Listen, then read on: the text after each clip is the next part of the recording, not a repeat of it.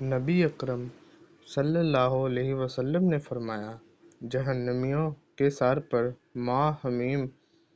یعنی گرم پانی انڈیلا جائے گا تو وہ بدن میں سرایت کر جائے گا یہاں تک کہ اس کے پیٹ تک جا پہنچے گا، اور اس کے پیٹ کے اندر جو کچھ ہے اسے گاٹے گا، یہاں تک کہ اس کے پیڑوں یعنی سرین سے نکل جائے گا۔ یہی وہ سحر ہے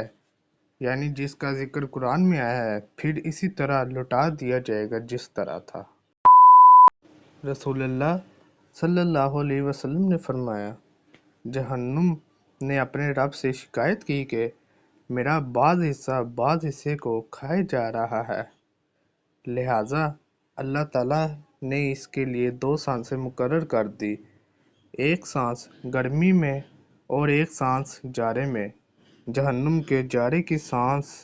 سے سخت سردی پڑتی ہے اور اس کی گرمی کی سانس سے لو چلتی ہے۔